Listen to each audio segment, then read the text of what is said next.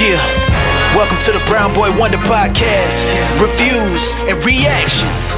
Let's go.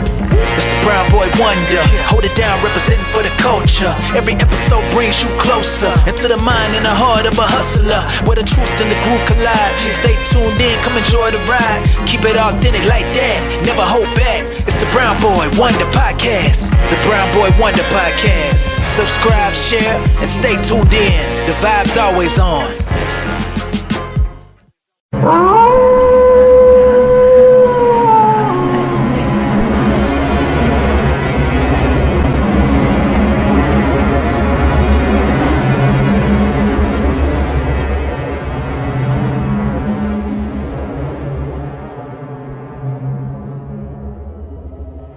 Brown Boy Wonder Podcast. Welcome to the second annual of the spooky edition of the Brown Boy Wonder Podcast. And happy Halloween. Happy Halloween for all those who celebrate it or do some trick-or-treating. Have fun, have safe, happy Halloween. Because it is the end of the spooky season. My guest and I are going to rewatch or finishing rewatching the Conjuring Universe in this month, this last day of October. Well, there's a lot of spooky sounds happening today. I know. But it's the last episode. My guest, of course, let me bring on here. He loves this universe. So do I. It's Skyler. Skyler, how are you doing today? I love most of this universe. Yeah, especially that one movie. No, not that one. But you know what? I'm doing great. It's Halloween. Halloween is you know what's crazy? So we're millennials. Yes. I think we're like the end of what you consider a millennial, and right after us is where Gen Z starts. Has Halloween gotten bigger for millennials than other holidays like Christmas or those holidays? I will say yes. I know I'm asking a man who does not celebrate Christmas, so that's a little. But do you think Halloween, from what you've seen on social media or other people, like, do you think it's equal to or as big as other holidays? I'll say yes, because there's so much material we can use for our Halloween costumes, at least. Yeah. So many things. So many things we watch as kids, and things are, especially now, whatever's trending. We want to dress up for that. Yeah. And I'll say yeah. I think Halloween is the millennial holiday. Because you don't see people with the Halloween 3 skeleton, pumpkin, or the witch mask. Yeah. We don't see those. We don't see those basic ones. We have like not even scary costumes. People are just dressing up. That being said, though, if there were like three kids walking around trick or treating with those exact masks, those are the coolest kids on the planet. I agree. That'd be really cool. I agree. Those masks are very iconic, at least for me, or at least for us. Silver Shamrock, hell yeah. Yeah. But yeah, no, man, I agree. Halloween is those times where if you dress up like anybody, I think it's socially acceptable. Unless you're like the Terrifier, Art the Clown. No, thank you. Other than that, everything's good. There's gonna be a lot of Art the Clown stuff this year. Yeah, it's like that, the Homer Simpson meme where he's in the bar and everyone's dressed the same. Yeah. It's been like that. It's gonna be like how after 2016, like not every, obviously, but a large amount of girls were Margot Robbie, Harlequin. There's gonna be a lot of dudes walking around as Art the Clown. Dudes with their girlfriends who are the girl one, you know? Yeah. I don't remember. I don't know her name. I didn't see She- Terrifier 3. I only saw the first two, and I'm She's gonna leave it the at yeah. that. But she's the spooky girl, Art the clown The- girl thing, whatever that is. Her or the skeleton. Oh, I don't want to spoil it. I'm not gonna see it. Okay, yeah. Well, there's a from the first movie, the that girl, that woman was Art the clown. You Remember? from Terrifier two? 1. Terrifier 1. From the first one. Did you see the first one? No, but I know that she was in it. I saw the first one. I don't remember a girl with art. Well, if you watch the third one, it would be that person, and I'm guessing that. That's the okay. No, I know who you're talking about. That's the girl. She's like the survivor from Terrifier 1. Yeah. And then she becomes crazy evil. And, yes. And does she rip Chris Jericho's face off? Yes. Okay, there you go. There you go. There we go. So people be them. Or you don't think people be the Joker? Joaquin Phoenix? That just came out. Not anymore. No, I don't think so.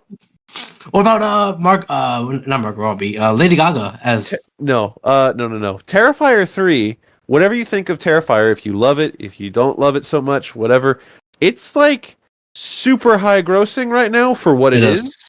It's made tons. You can guarantee that Terrifier is sticking around for a while, and that's got to be such an easy costume to buy.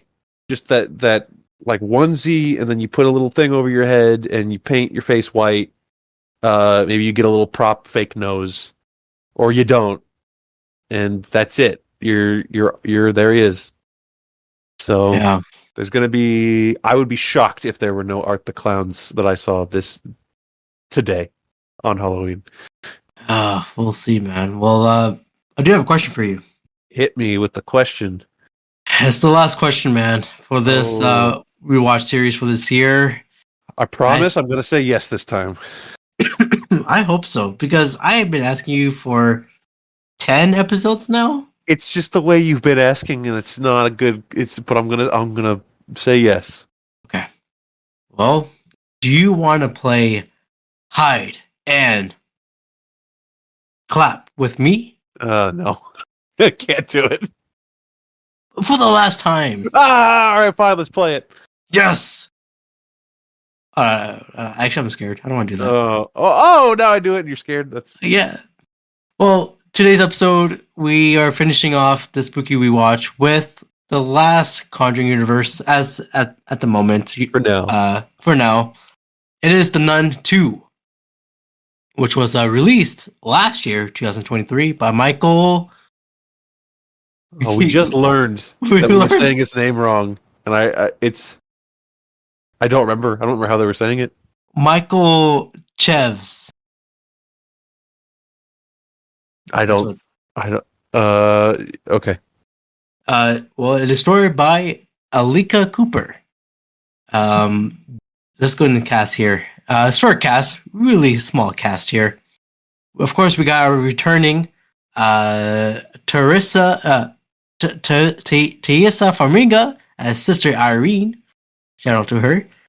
We got our Frenchy boy, Jonas Bolkat as Maurice. Oh yeah, we finally know French guy is not French boy, it's Maurice.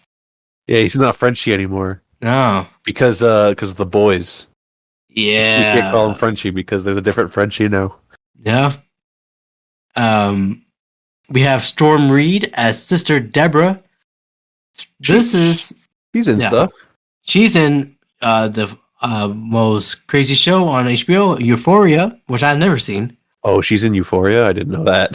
She was one. She's probably the best. They said that she's probably the best actor there, besides Zendaya and others. There's some breakout people from that show. You got Hunter Schafer and Sydney Sweeney. Oh yeah. And that guy that was from he's in Saltburn. Yeah, that guy. Yeah. Okay. Euphoria has good stars there, but I know Storm Reed from this one particular movie. Missing the Suicide Squad. Oh, okay. No. Oh yeah, she was in that. But she's in this own movie called Missing, and it's the worst movie I've seen her in. Her acting was so bad. I apologize for Storm Reed. I'm sorry, but that movie, man, is bad. That ain't Trash. it. I watched it in theaters. Oh, yeah, of course you did. You watched everything in theaters. When you shouldn't. Well, Speaking of watching things in theaters, the Nun II, I didn't watch it in theaters. This came out last year, yeah. 20 September of 2023, and I didn't. This is actually the first time I've seen it. Right, yeah. I had a whole list of 2023 movies that I had missed that I was going back and watching. And then the last one I had left was the Nun II, and then Abrar was like, "Oh, let's do the Conjuring," and I was like, "Okay." So I just left it. I didn't watch it for a long time, but now I've seen it. All right. It's okay. We also have Anna Popplewell as Kate, and you should know her from one particular trilogy. Oh, the Chronicles of Narnia. Yeah, she is Susan. Susan is here. As soon as I saw her, I was like, "How do I know this lady? Why do I know her?" She has a distinctive face for sure. Yeah, she's a pretty lady. Yeah, I forgot she was British. Of course, Chronicles of Narnia is from the Britland. We also got Bonnie Aarons back as the Demon Nun. And Caitlin Downey, I don't know if she's related to Robert Downey Jr. No, she's not. No. Okay. As Sophie. All right, man. What do you think is the budget for this one, man? The last movie was what I said? I think it was 20 million. The last Around Nun there? movie? No. Oh yeah. Last Nun movie. It was around there, I believe. I don't know. I don't know. It's gotta be a small budget. Look how small this cast is. There's Very really small. only like two, maybe 2.5 locations that we're ever at. There's some effects, some fairly decent effects if I remember. Man, I don't know. If you said 20 million for the last one, which I don't even know if that was correct or true, I'm gonna say 20 million for this one because it's just it's very small. It is. Well, you're kind of right. It's 38 million. So by kind of right, you mean I was halfway there. Halfway there. All right. What about the box office? Couldn't have made much because I didn't see it. Well, the first Nun was kind of successful, right? People like this demon nun, and now she has a sequel. Yeah. It was. I mean, all these movies are successful because they don't cost much, and then they make a lot. Now, so the last movie that we talked about was the first.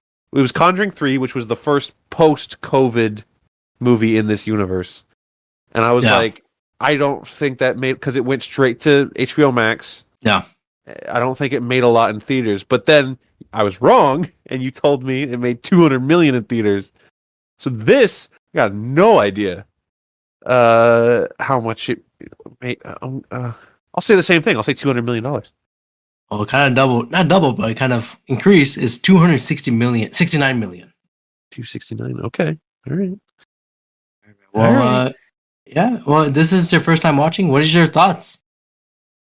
For Nun 2. Okay. My first thought was, this isn't a horror movie in the same way that the first Nun movie was, because the first one was like this really dark. The strongest part of the Nun 1 is the vibes, and as I said at the time, the sauce that movie brings. Right? It didn't need to go as hard as it did, and so that's like the reason to watch it, basically. Yeah. And then it becomes an action movie at the end, a really schlocky action movie. Yeah. This one is not a horror movie like that. It's like a slasher movie, almost. Yeah, it is. Like it's kind of like Jaws, in a way where like the nun's creeping around and she'll like, you know how the shark will, she eats the girl in the water at the beginning, and then someone or you know what? I'll use a more appropriate analogy, not Jaws, but Jaws 2. Specifically the part where the shark attacks that speedboat and the girl's freaking out like, "Oh no, it's a shark." And she picks up the gasoline canister and dumps gasoline all over herself and then explodes. That's what this movie is. All right. I can't believe I'm about to say this. One of my favorite movies of all time is Jaws. Perfect movie. Mm. If the Nun 1 is Jaws, Nun 2 is Jaws 2. Okay. I think that's a compliment, because this movie, I feel like this movie is still good. It's not bad. It had I didn't hate it. Yeah, I did not hate it. we didn't hate it like Wolves at the Door. Oh no, I don't hate many things like I hated Wolves at the Door. No, but I thought this movie was great because I do like the cast of Irene. Also, Irene in this movie, she getting her butt whipped. She all goes over the through place. it. Yeah, she goes through it. that, and then just Frenchie. I like this cast here. I like Maurice. I liked him in the first one. I like him in this one. Yeah, and you didn't. Yeah, I don't think the rest of the cast really did much for me, if I'm being honest. Like the little girl's fine. She was fine. Sophie. Yeah, Sophie's fine. And then Bonnie Aarons as the nun. Obviously, she's doing her thing. She's doing nothing. They're almost separate from the cast, really. Okay. And then I don't know. I thought Anna Popplewell was pretty, like I said, but she doesn't really do much. No, she's there until the end. Yeah. She starts doing things at the end. Yeah. You did mention to me that this movie is kind of the same romance. Or we'll get into it. Oh, we'll get to it. I remember. Actually, you know what? We'll get into that. I don't want to ruin it right now. But all right. Let's get into the plot here. In 1956, Father Norrent and I'm saying it again. His Faja Norrent and his altar boy Jock perform their daily chores in their church in Tarascon, France. So my priest dude told the altar boy Jock to get the blood of Jesus for the church. He found a ball. He found a ball and he kicked it into the darkness. As he puts the vase of the blood on top of the cabinet, the ball came back to him. Jock looks into the darkness. He kicked the ball back. The vase exploded, and he goes to the father, and he told him that his Faja. We're gonna stop. This is gonna be a very hard movie to get through if we keep doing that. He told him that somebody's here, dude. While investigating a disturbance, they see the nun hiding in the church with her eyes lit up. The Faja is raised into the air, set on fire, and he burned to death. Dude, what's your thoughts on the scene? That was metal. It was a metal way to go. Yeah, kind of like, so you know how when we talked about Conjuring 3 last time, and I was like, well, so the first Conjuring is this haunted house movie, and the second one is another haunted house movie just with more elements, and then the third one gets more fantastical. It's more like not only is the world it's a little bit bigger because everyone's watching, and just the things that are happening are a little bit more extreme. Mm-hmm. Well, the Nun 1 was already pretty extreme. It already started like very gothic metal kind of stuff. Oh yeah. So I think them being like, all right, here we go. Here's how we start the movie. A priest flies up in the air and bursts into flames in immolation and dies. Yeah, that fits. That's about right. That's how we start. They do go crazy in these nun movies here. You gotta respect it. Yeah. Even if it doesn't make a great movie in the end, it was fun. It was fun to watch. It does make a difference between the Annabelle movies and the Conjuring movies. You can Oh yeah, differentiate what is which because this one's a little bit too extreme. especially if you consider like Annabelle 1, Mm. but that movie didn't do anything. And then this one, it's like, well, I'd rather they go absolutely crazy at least, because then you have something to watch. Like, right before he bursts into flames, they hear a noise and they go over to like the basin of holy water, Yeah, and it's evaporating. yeah. She's evaporating all the holy water just by standing near it. That's I don't even know if that makes sense in this universe, but that's awesome. This nunnin is nunnin for us. Oh, you know what they say? You don't want none. No, no, no. 4 years following the events at that the first Nun movie, Sister Irene now serves as the official. Now she's like an official nun for in Italy. Moving up in the world. Not really though, because they say because they're doing that sequel thing where there's another nun and she's like explaining what happened in the first one. Yeah, She's like, this is a sequel, and in the first one, this happened. And then they're like, ooh, what happened to the people from the first one? And obviously, Sister Irene is here, like, doing hard labor and just being a nun. They're like, no one knows what happens to the lady. She disappeared and isn't important. The guy got a big promotion and is very rich now, and he's not in this movie. It's like, oh, wow, that sucks. Great. Well, before that, she was pushing a truck out of the mud. So she's been out the mud. Out. No, she's not in the mud. She's out the mud. She's out the mud. When she got into the church, an older nun wanted to talk to her about Sister Deborah, who has been making some trouble, and she's not confessing.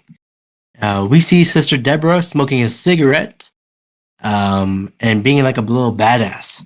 Mm-hmm. Irene and Deborah seems to be friends. What's your thoughts on Deborah, man? So it's important that we have characters that are different. You know what I mean? Like, if everyone is quiet and polite and mousy like Irene is, then it's gonna be a boring movie. Yeah. That being said, she's all like, I don't need to do my confession because I don't care. It's like, dude, you're a nun. Like, you got this far. You know, you took the oath. You know what we do here. I think she didn't want to be a nun. She don't want none. She was explaining about her life, that she lives in a racist state of Mississippi. Yes. Yeah. And it's not a place for racism. She said that her brothers all joined the war, the army, and her mother told her, like, well, if your brothers are going to serve the country, then you're going to serve God. So it is implied that, like, being here wasn't her first choice. Yeah. But, like, I don't feel like you become a nun, specifically a nun that, like, goes out of the United States to a different country and is serving in a specific, like, convent or abbey or whatever it is, without like, we should be past the rebellious part at this point. Honestly, yeah. But she is kind of young, so it's whatever. It's fine. As you mentioned, they're talking about the first Nun movie in the circle of cutting potatoes. Irene, the Vatican said, she said, oh yeah, man, she went crazy, and the Vatican said they lock her up in the asylum. Irene overhears that, and she got upset, and she left. Well, she knows it's not true. Yeah. It's like she's standing right over there. I mean, the rest of the girls don't know that, but I'm pretty sure that the one telling the story is like, it's Irene. Like, I'm not going to tell you it's Irene, but you also don't have to say she went crazy. No. Also, like, you see Deborah looking concerned, like, oh yeah, that's probably her. Mm-hmm. We see 3 schoolgirls gathering some cockroaches in a jar. Absolute troublemakers. Yeah, and sending them free in a room, in the principal's room. The principal got scared, and of course, Did you laugh when the principal screamed? The, Oh. the head nun. You didn't think that was funny No. because you're scared of Imagine- cockroaches. Yeah. Have you seen those? They fly, man. In college, No, with, don't do listen, it. when I lived in an apartment with, I was roommates with Daniel, friend of the show. Oh, We had cockroaches in our apartment. It wasn't great. like thick Also- ones or like also- small? So the ones that we had in our apartment were fairly small. Like they weren't like in this movie, like big ass cockroaches. Mhm. But at my work, we got cockroaches, and they're they're big, man. Damn. I remember in my old work job, we had a possum in the back room, and we Yeah. we had to get a cage and had to put him in there. So at not I haven't worked where I'm about to say for a very long time, and you'll know why when I say it. But years ago I used to work at Toys R Us. Yeah. And we had like a big trash compactor in the back. And there was a family of rats that just lived in the trash compactor. And like you would open the trash compactor and they would just be there, and sometimes they would like lunge at you. He's like, no, Oh stop. no. And like obviously you'd think that a trash compactor would not be a safe place for them to live because they'll get squished and turn into rat jelly. Mhm. But they you would turn on the trash compactor because you would have to, and all the rats would like scurry out, and then when it was done compacting, they'd scurry back in. Oh man, that's crazy. Yeah, Damn. yeah. Companies don't really care though. You know. If you're like, hey, yo, boss, we got rats. And you're like, yeah, I bet. What are we supposed to do about it? No, man. If you have any Same thing with the cockroaches, though. yeah, if you have any rodents or cockroaches, not for me, not for us at least. Well, the girls thought it was funny. I didn't. Our Maurice works at a boarding school in France, where he has befriended a young Irish student named Sophie and her mother Kate, who is a teacher at the school. Thoughts on Maurice and Kate's relationship? I think they should get married. I ship them, as Tumblr would say. Tumblr's still a thing. It is. It's right? there. It's still Okay. there. Yeah. I think that's great, and the other girls are so mean to Sophie, Mm-hmm. or because I don't know, because Sophie's odd, I guess, or she's like a teacher's daughter, and they're like, oh yeah, talking about Maurice, they're like, oh yeah, go talk to your boyfriend. Yeah. And it's like, oh, shut up. But at the same time, like, girl, basically your only friend is the janitor. You know you're going to get made fun of for that. I guess, but don't. It's not fair. I don't advocate it, but it's just like No. you got to understand. You're setting it up for them. I think bullying is gonna happen no matter what. You just got to be prepared for it. Yeah. Yeah. So Sophie gave Maurice a friendship bracelet. She said, like CM Punk. oh, exactly. Each bead represents a different quality of a good friend. And Larry. And Larry, yes. The little dog there. As you mentioned, they made fun of Sophie. And they grabbed the bracelet. The bully girl said, "You're not a teacher. You're a damn servant." Maurice is like, "Bitch." He's like, I fought the nun. Yeah, dude. And then secretly he's like, I am the nun. Yes. He was like, dude, you gotta treat everyone with kindness and respect. The principal showed up and told everyone to go to the classroom, the class, One of I those told Mar- principles. One of those principles that's like, if there's trouble, and she just comes in, she's like, "All right, that's it. Everyone's in trouble. Like, you're in trouble. You're in trouble. You were getting picked on. You're in trouble." And then it's like, "You, Maurice, you were just doing your job. You're in trouble." It's like, lady, cut it out. Get out of here. Well, I think she's kind of upset because Maurice said, oh, she told Maurice that there's cockroaches in my room, dude. And Maurice's like, I got it. Maurice gives Sophie back the bracelet with a magic trick. Now, both of them are wearing the bracelet. Pretty good.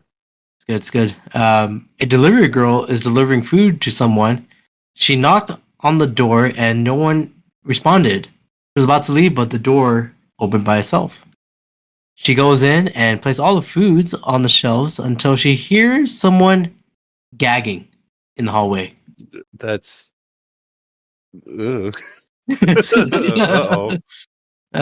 She gets closer to the sound and she sees a man looking at the mirror. It's something you see from zombie movies, where the zombie starts minding his business, doing zombie things. You know, like he's just looking in the corner there. Kind of slightly reminiscent of. Do you remember Alien Covenant, or specifically the trailer for Alien Covenant, where the person is infected and has the it's not quite a chest burster, but something's coming out of them, and they're like seizing out and going. Right. nuts. Yes. Yeah, it's kind of what it was like a little bit. A little bit. Yeah. Less intense version of that. Oh, that was a little tense. Ooh, that is dangerous. If Russell Wilson was a nun, forget about it. If Russell Wilson was a nun? Yeah. Oh, well, I know what my fantasy football team picture is going to be next year. It's just him like this. I gotta open Photoshop real quick. And it would be like Mr. Unlimited. No, Mr. Unlimited. No. I'm writing that down. There you go, please. Oh my goodness. Here we go. It was, you know that scene where SpongeBob just kept telling Patrick, like, "Hey, write it down," and Patrick's like, he's like just drawing this quickly. Absolutely.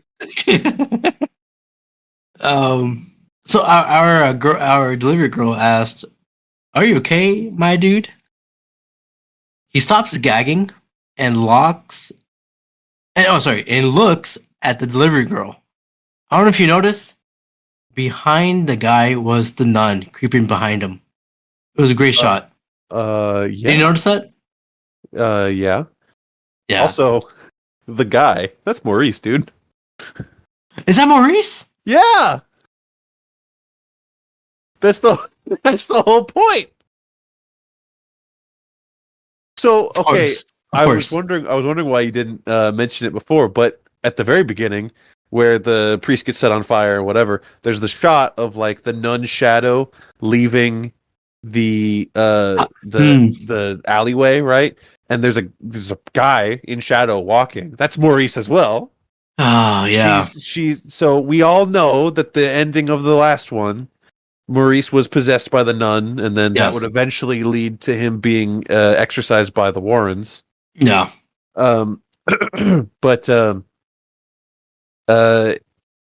So in this movie, the nun is basically puppeting him, take him around, and doing horrific things, killing people, killing specific people, though, as we'll learn later, which I thought was a odd twist, but we'll get to it. It is. Well, the girl tries to run, but she sees a nun rising up with evil. And she cracked her neck. GG. Yeah, this was the scene where I solidified the idea. I'm like, okay, this is a slasher movie. Because it's kind of like this scene's a little bit Pennywise. You know what I mean? From the first It movie, like where that bully goes into the sewer and then just gets killed. You mean Keanu Reeves? No, that's That guy is Noah from the new Planet of the Apes movie. The main that him? ape. Yeah, he did the Oh. motion capture and everything. Oh. So that's what he's doing now. Well, you don't want to be that girl in it too in the beginning where she underneath the bleachers. Yeah. She I gets don't wanna be chumped. That's her. kind of what happened here too, yeah. Yeah, a little bit. But when the clown out of nowhere chops her, I remember me and some other woman screamed in the theater. You screamed? Dude, when it comes to pop scare or jump scares, Yeah. you rather have me in your theater to have fun. That's what happened in Smile 2.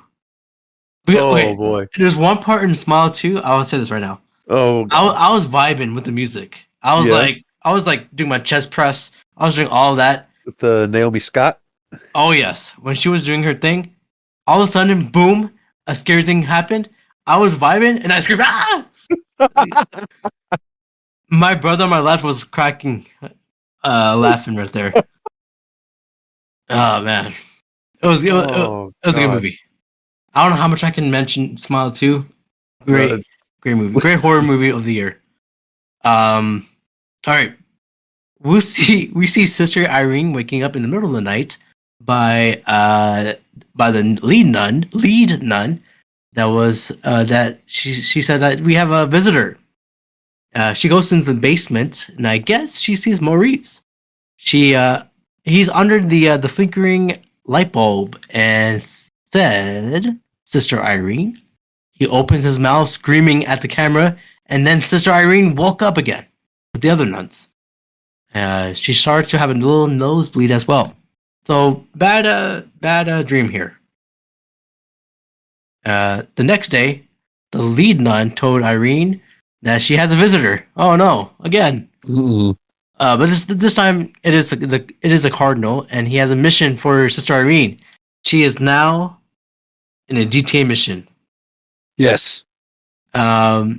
She is dispatched by a cardinal to investigate a series of deaths across Europe. You know what's interesting? So she's kind of brought in, and the cardinal's just sitting there eating. Like he's eating like this roast chicken, and he's got like bowls of like grapes and other food and stuff. Last episode we talked about Jon Noble in Lord of the Rings eating the tomatoes. Yeah. That's what he's doing here. Oh, yeah. And there is, I think it's on purpose, this kind of like juxtaposition of like power between, because we already know that the guy from the priest from the last movie became a cardinal elsewhere. Yes. Because he got all the credit, I guess, for banishing the demon. And so Sister Irene is brought in, and you've got this cardinal sitting here, and he doesn't get up, and he's all stone-faced and serious, and he's like, "Fix it."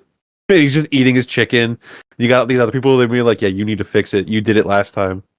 And but she can't say no. She's not in charge here. She has no respect here, even though she's the only one that can or will fight a demon. It's so weird. Like it's very clearly on purpose. Yeah. But it's just kind of odd to be like, hey, stupid girl, stupid lady, you got to kill this demon because you did it before. Or actually, they like chastise her. They're like, you did it wrong last time. You're not God, stupid. And it's like, well then, bitch, why don't you get up and do it? Again, Irene is going through it in this whole movie.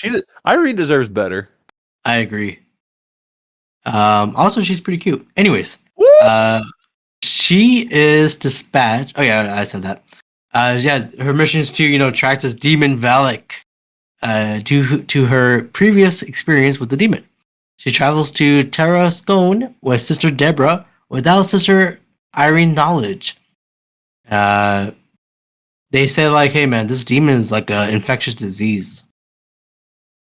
I agree. Yeah. Oh, by the way, when Sister Deborah gets into the cabin in the train, it kind of reminds me of like Harry Potter. It's a little Harry Pottery. Maybe it's just a like European countryside train thing. It's just maybe it's what it is. Well, Sister Deborah and Sister Irene needs each other as they discuss the mission. In Tarascone, France, Maurice is waiting for Kate to be done with her class. Talk about a faulty cabinet. All right, this is the moment. This is the moment where I paused the movie and I sent you a message because she's teaching the school children, and then he comes in and it's like, oh, there's something wrong, something's broken, and I was like, oh my god, he needs to say it. He didn't say it, but I said it, or he should have said, I can fix that. Yes.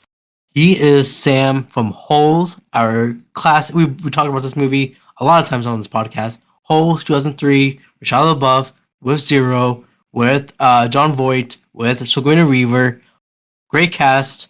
And it's the exact same thing where Sam is being very romantic with the teacher. Again. I can fix that. You sent me the gif of him reaching out to her hand. Yeah. I love that scene. Now, but the real question is, does Maurice know the secret of the onions? I don't think he does. Well, the onions, Sam's onions would have kept the nun away. Honestly, with the onions and Tuco's eggs, they could have beat the nun. we can make an anti-demon omelet, so that will save the day. Let's do it. He told that Sophie is a great kid, and he left. We see Sophie encountered with the other girls, the ones who bullied her. They all went to the chapel, which is off limits, to have some fun. Because it's like under construction or under repair, locked off. Yes. The chapel is hella spooky. As Sophie enters, we see a cover hiding something. It looks like it is. Yeah, boy, do we. Yeah, it looks like it's floating, but Sophie didn't see it the first time as she moves in. It's really funny because, as we know, Valak can take the shape of like anything that she wants, he or she wants, whatever. But the fact that there's just this tarp, this like blanket thrown over something that is just about nun shaped. It's like it's the exact like figure and the height. Just like, oh, the nun's under that. It's kind of like when Michael Myers under the blanket when he walks in the room, you know? Yes. With the glasses holes for eyes. Oh yeah, the glasses. That's what it is. As the girls are in the same room, the main bully girl wants to play a game. Defy the devil. It is a weird game, if you ask me. I don't think it's a real game. I think they're just being mean to her. Well, Sophie says, I don't see any devils here. The main bully told her that, well, it depends on where you stand and where you look at. At the right time of the day, the sun hits at the glass at the right angle, and if you watch carefully, he looks right at you. The rumor is, if you look away, the devil will appear in the form of a crazy ass goat. Yeah, because the stained glass window has like a goat in the center of it, which I don't know why this chapel would have that, because goats are satanic in imagery, you know, biblical imagery and stuff. So it's a little odd that it's there. Maybe it's not supposed. Well, no, we learn later that that is really there. So that's odd. I was gonna say maybe Volek put it there, but but yeah, no. Anytime now, this is what my brain does. Anytime we're watching a horror movie or playing a horror game or anything, and there's a goat, immediately I say, "Oh, it's Black Phillip." Horror icon, Black Phillip. Black Phillip, exactly. Oh man, dude, that guy stood up like this. No man, don't trust Black Phillip. Great movie too. I don't think people talk about that movie as much as like Hereditary or whatever, because The Witch was good. It's uncomfortable. Very. I think. I mean, obviously, The Witch has like it's a mainstay in modern horror now. Mm. For those who know, but it's a lot of people who know. But I think it's gonna get another looking at the end of this year when Nosferatu comes out. Oh yeah, Same director, Robert Eggers. right. People are going to be going back and watching The Lighthouse and The Witch. Great movies, great movies. Oh, especially that scene with the bird and the. Okay, I can't mention it. That's too dangerous. That's too dangerous. That's too dangerous. Yeah. When she said that the goat's eye on the mirror starts to reflect red, all you gotta do is not look away. The girls that means, like the devil's in the room with you. pretty much. All the girls left except Sophie, of course, and she's feeling the chills. Kind of a neat and tense little scene here. Like even if the nun wasn't in the room, because they're doing it's essentially what they've created here is kind of a twist on Bloody Mary or Candyman. Oh, I said it once. I'll do it. I won't. Not on Halloween. Are you kidding me? Please. But it's just like you stare and the eye lights up red. We see it, and it's just like, oh, the implication is like the devil is in the room, and we know the devil Volek really is in the room. So that's scary. But just this idea of like put yourself in that position, like you look away and you're dead. It's kind of neat. Also, it's like in 1950s. That would be terrifying for any kid. Yeah, and it's just we as the audience knowing it's a setup to leave her there. Like, have you seen those Halloween costumes back in the 50s or 40s? Like what? Like Which ones? like kids Halloween costumes. If you look it up, it's very very creepy. 40s Halloween costumes. Oh god, that's not what I meant to click. Just like the sepia tone pictures with like kids with bags over their heads and they look like scarecrow kids. Yeah. Or just like pumpkins on there. I think our brains have been just conditioned. Any like old sepia tone or black and white photos, we're just like, no, that's haunted. Honestly, yeah. I can't do it. That's why we get Harley Quinn. I'm fine with that. Yeah. Well, Art the Clown. Even he's a little if there pardon my French, if there's fuckers running around as Art the Clown with little chainsaws this year, that's terrible. You don't need to accessorize with a weapon. I saw this video. I don't know if it's real or not, but there's a guy in the Scream Ghostface costume, and he was running around with a knife like in the middle of the highway, and the cops chased him. I believe it. I mean, I also don't know if that's real or not, but I believe it. I believe this time of year you get idiots. It's the same kind of Halloween. Unfortunately, does have that. You know how like on the internet anyone can say any horrible thing because like, oh, it's just the internet. No one knows who I am. You have that anonymity, so you get away with just being an absolute asshole. Well, I feel like the idea of everyone's wearing masks, so if I also put on a mask, then I know it's like I can get away with whatever, just doing what. No, you're gonna get tased. You're running through traffic with a knife. You deserve to get tased. Yeah, don't do that. Also, I remember the guy who says, "Don't tase me, bro," in the court, whatever. That's a long time. I remember. Don't tase me. Yeah. Not all the kids know about this. They should we are know about millennials, as we said. Yeah. Well, as the goat's eye goes away, the nun is behind Sophie in the dark. Oh, of course she is. Sophie turns and doesn't see anything, but starts to panic and tries to get the hell out of here. But the girls locked her in. The cover tarp that we talked about earlier is now starting to move in front of Sophie. It starts to uncover until we see the nun real quickly, and then she fell over as the statue broke. Like a fraction of a second. It's the nun. Yeah, very, very quick. Maurice saves her, but the bully said, "Oh, look, your boyfriend saved her." So he yells at these girls here. Yeah, Man, it's like what, the late 50s? Strike these girls. Oh, whoa, Put the boots to them. Maurice, you're an adult here. Well, you can't do that because you're in school. You don't think, like, I'm thinking like the end of Step Brothers, you know, where Will Ferrell and John C. Reilly beat up all those kids.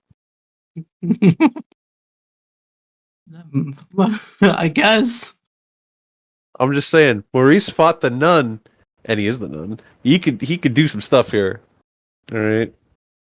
Hey man, if he sleepwalks like the Step Brothers, then we're in trouble. Yeah, he sleepwalks and he grabs the girl, throws her down the stairs.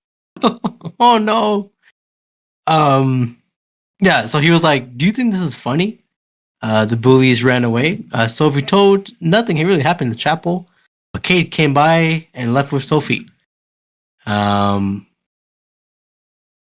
By the way, when I was rewatching this again, I was like, "Oh," because they never mentioned it in the beginning. Whatever, I was like, "Oh, that's Kate's mom. Oh, that's Sophie's mom." Yeah, I didn't get that until now when I was rewatching it. What? You didn't understand that was her mom? Yeah, I was like, maybe I missed that part when I was watching it. No, this is my first time watching it. When I was watching the first time, I was like, "Oh, that's her mom." You just thought they were just hanging out? Yeah, I thought they're like best friends or something. I mean, Kate's not a nun. She can have kids. Oh, yes. Oh, she had one. Well, our duo, Irene and Deborah, arrived at Terraxcone, France. A nun told what happened to that priest who was on fire in the beginning of the movie. You wouldn't. Yeah, you wouldn't believe it. Yeah, it's the talk of the town. Irene feels the presence in the church. We are now in her vision, and now she's the priest. Where her body was burned in front of her, and behind her is a blurred person, aka is Shock at the end. He held a burned cross to her. Sister Deborah interrupted her, thankfully, because she was about to go through what the priest did. Yeah. They're looking around the area, and the other nun is telling them what happened with Jock. The nun says he is usually playing football outside. She said they also have a handyman who encountered Jock after the incident. And he's a world traveler. He's from Romania. Oh, he had a nickname. And who could it be? And it's the both said at the same time, Frenchie. Irene is like, "Ah, shit, here we go again." In a flashback, Irene gives Maurice a tomato seeds because he'll be a farmer one day. And that's it for that flashback. Back to present day, Irene told what happened to Deborah about herself and Maurice at the end of the Nun movie, where he saved her. It looked like Frenchie is possessed since Valak sent a snake into him, as we mentioned. Sophie spies Kate and Maurice talk to each other, but Kate caught her. Kate told her, here we go, guys. Kate told her to go with her somewhere. As Kate leaves, Sophie sees Maurice standing still, looking up, with his back turned. Kate asked Sophie to come up, but Sophie can't find her. Sophie looks upstairs and she sees Kate just walking upstairs strangely. Like she's just like, you know how she walks? It's like, it's not human like. Nope. It kind of reminded me of the movie Happening, how they were walking backwards, how like unhuman they were. was kind of like that for me. You But you reference The Happening too much. hey, I always say this: it is a scary movie for me, at least. It's creepy. It's creepy, man. Okay. That's all I gotta say.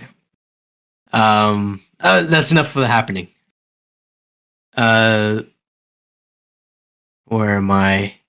Oh yeah, Sophie goes upstairs and she sees her walking around upstairs slowly. When Sophie is about to walk another flight of stairs behind her, we see the nun sneaking up behind her while she was closing the door. Sophie opens the door and she sees the future. She sees Ed and Lorraine's house in the floral hallway where the nun was just standing there looking at us. Okay. All right. Yeah. Listen. When we watched The Nun 1, we formulated this, or attempted to formulate, a connection between Irene being played by one Farmiga sister, and Lorraine being played by another Farmiga sister, right? Yep. And they because they both have the same ability. They could both like see this dead spiritual thing. They have that kind of connection to the spirits. And now they have an even further connection. Now I know that Volek was, yes, she's seeing into the future. Yeah. But it's specifically in Lorraine's house. Yes. What's going on here, man? I don't know. There's something, and I'm thinking, I don't want to get my hopes up because I don't think we know too much about what the Conjuring movie next year is going to be about. I think they said it's the last one, the finale. I mean, it's called Last Rites. Yeah. And they said something like it's going to be like a finale to the whole deal. But like Last Rites has like an implication of like, you know, church and nun stuff. I don't know. Are we building to something here? We might get an old Irene meeting Lorraine. I think, or maybe like some sort of spiritual connection type thing. I don't know. Like I said, like, are they related somehow? Lorraine never mentions a nun in her family. No, but again, as I've said many times throughout this whole series, Lorraine was a real person. So how does this really work? What do we do here? Well, I think so. For this movie, I feel like they can do anything they want because it kind of passed away, so they don't have any say. So you're saying like, well, they can't tell us no, so we can just do whatever. Yeah, honestly. Well, it wouldn't be right with the Warren family. Yeah, I don't know. Maybe both Warrens being passed away now and Lorraine no longer being able to be involved at all is why they're wrapping it up with a finale. I don't know. Maybe, yeah. But there's so many stories you can do with the Warrens artifact room. They can do so many stories. Like with that monkey thing. Monkey. We talked about in the Animal Comes Home. The coin guy, the bride, the TV, the samurai, so many things. But it's okay. It's okay to end it. It's fine. No, I'm on board with ending it. Yeah. Okay, I want to know. I want to know if we're gonna tie in the Farmiga sisters and. I bet they are. Gonna happen. I don't know. So like, if they do, I'm gonna be like, oh yeah, they did it. But if they don't, I think I'll be okay with that too because I don't know. I feel like my imagination being like there's some connection there. That's almost enough. As long as they don't like squash it completely, that would make me sad. Like you want like a Spider-Man No Way Home type of thing where Irene comes from a portal and like, hey, Lorraine. Well, if anything, we have to do Avengers Endgame where we get Tuco and we get Lorraine and Frenchie and we can even get the guy from the first Nun with the eye patch now. Oh yeah. And we got Ed and Lorraine, and maybe the cop that helped him for a second in Conjuring 3, and the girl that he gave the cross to from the family in Conjuring 2, and then maybe the girl from Annabelle Creations is grown up now. Yeah. Not the one that died in Annabelle, but the other one. Let's do it, man. I'm ready for dun dun dun dun dun dun dun. The Undertaker. It's the nun. She's the Undertaker. All of a sudden, Crows flies into Sophie, and Sophie runs downstairs, but the nun was right in front of her, smiling. Do you like her smiling? No, it's almost scarier than normal. Oh my goodness. Well, There's- Kate. Oh yeah, There's that part. There's the part. So yeah, so she's trying to run downstairs, and then there's the nun, and then the door swings open, and all the light comes in, and oh, it's not the nun. She's gone. It's just like the walls, like scarring Yeah. on the wall and whatever. And we've seen things like that throughout this whole series multiple times. This was the one where I was like, no bullshit. I still see the like that. No, that is the nun.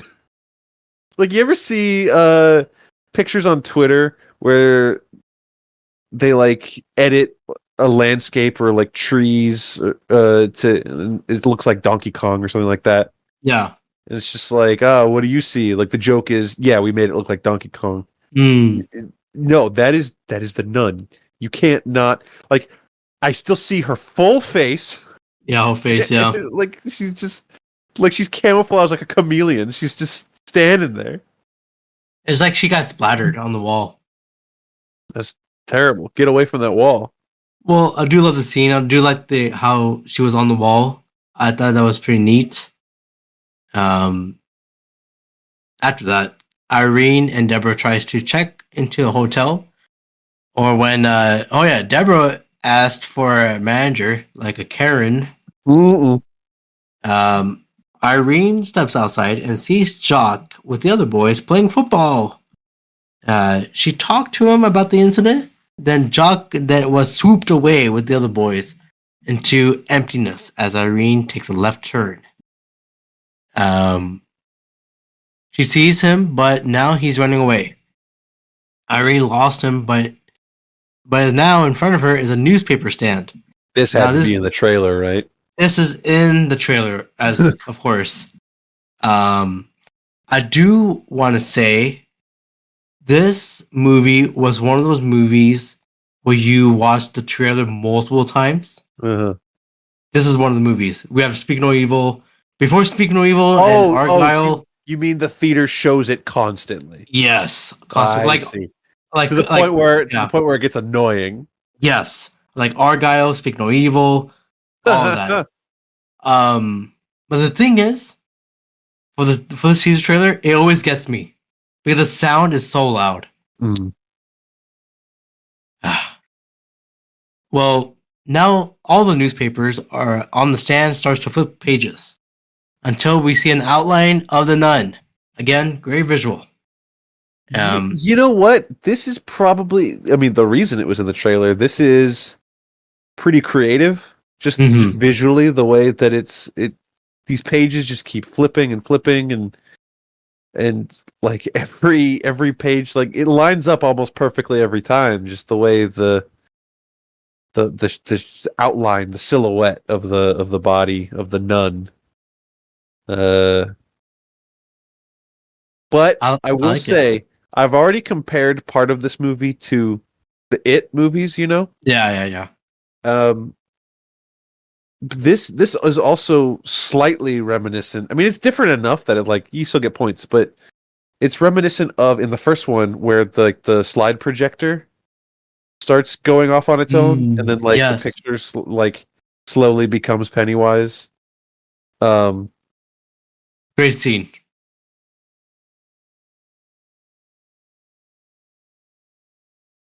Yeah, and then the nun shows up. Yeah.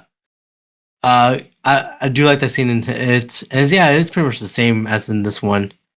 But yeah, the lights starts to flicker a lot more. And out of nowhere, the nun grabs Irene by the neck. Sister Irene sees a vision. I can't really explain. She saw something.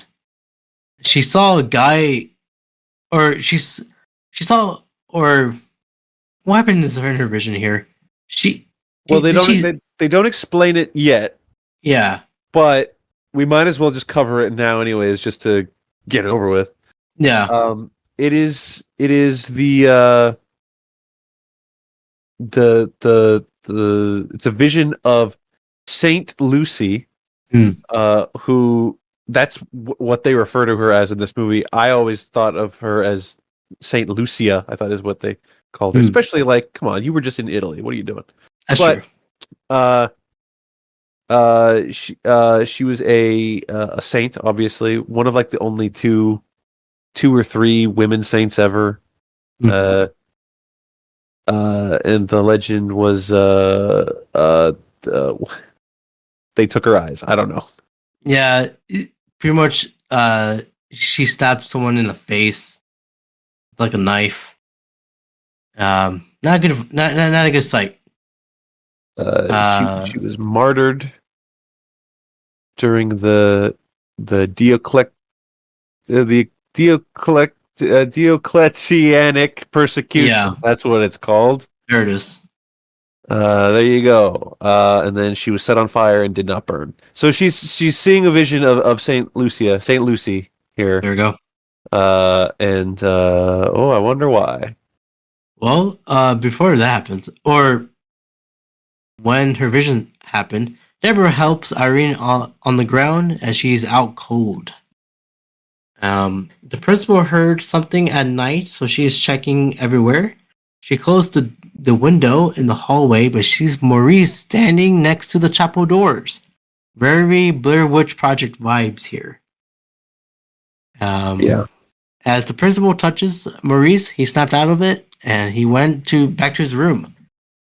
Somebody whispers "Mama" in the chapel. Somebody pulled the door and the principal unlocked it and goes in. Idiots. Don't do that. What if it was Ma? Oh, Octavia Spencer? You just see her in the she's just hiding. Oh, she's hiding around the corner. Yeah. Oh God. She hears a little boy. The boy passed away, I believe. She goes into the same room where Sophie was. She pans her flashlight around until she sees a little altar boy popped out of nowhere. Now, kid you not, that scene again made me scream. You gotta stop screaming in the theaters. No, it's just that scene. He's like, it came out of nowhere. She notices that was Cedric, the boy who passed away. As she pans the flashlight around again, behind her, we see Cedric getting closer with a bell to her, and he disappeared. When he looked away, when she looked at his way, he dropped the bell. All of a sudden, the bell moved across the room. She pointed the flashlight over there, and we see Cedric. Behind him was the nun. Cedric was beating the crap out of the principal with the bell. Slasher movie. Yeah. It's just full slasher. I agree. She hit some wood on the side, and then a big metal chain hit her head. Now, bro, you didn't laugh at this part, did you? No. The lady's getting her ass beat. Well, no. Why would I laugh at it? It's a wrestling like cowbell match. Oh, no. I was saying like, God damn. He was doing this. Whoppa, whoppa. You better not be laughing. I was like, that. No. I was like, damn. Sister Irene wakes up the next day and explains what happened to Deborah. She said the demon has taken over Maurice and it might kill him. Jock gave Deborah the priest's cross and there's a symbol on the cross. They are not sure what it is, but Irene knows someone who knows. Back to Kate. She sees the chapel open, and she walks into investigate. She sees the principal dead. The police took her body, and everyone at the school knows about it now. Kate can't find Sophie, so Maurice tries to find her at school. He found her at the bell tower. Sophie feels something is not right with the whole place. She feels like someone is here. Frenchie tries to give her some encouraging words. Irene and Deborah travels to Papalis des Papes and meets with a librarian. He explains that the Valak was an angel rejected by God and